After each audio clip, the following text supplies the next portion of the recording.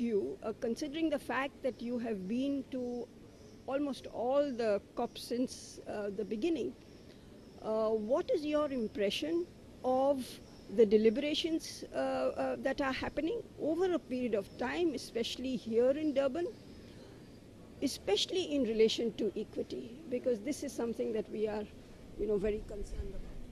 Yes, thank you. Thank you, Nafisa. I'm very happy to be able to answer these questions and to discuss with you.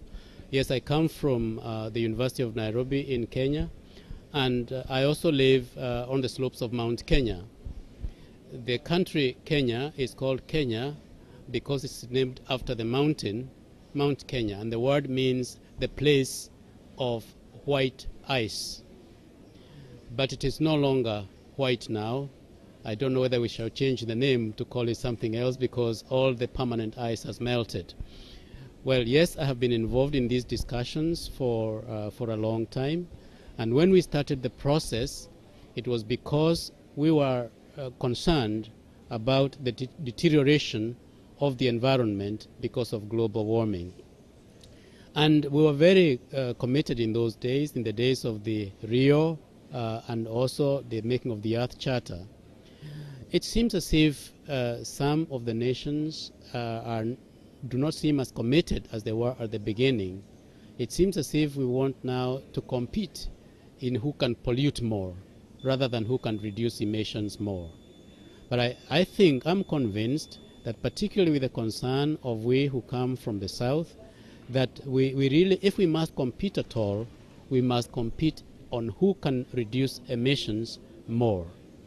The question of equity is an important one because it is not a question of equality.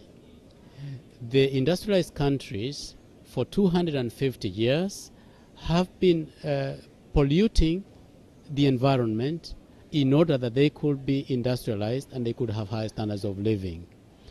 It is important that for us who come from the South, Asia especially, and Africa and the Pacific, that we have a decent living.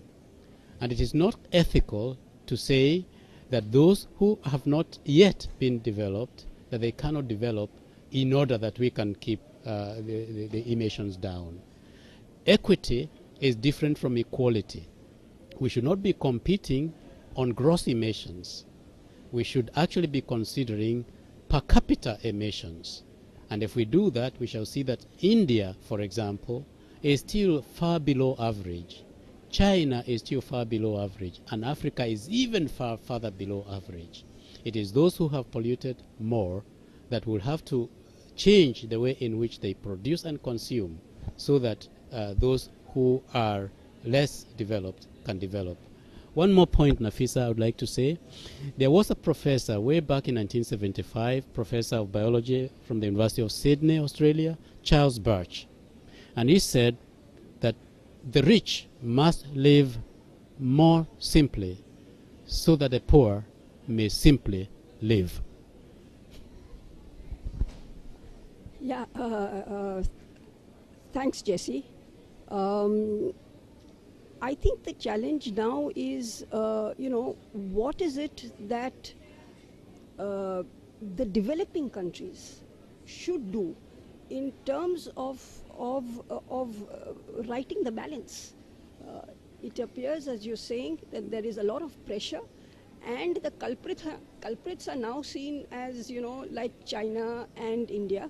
Yesterday I attended a side event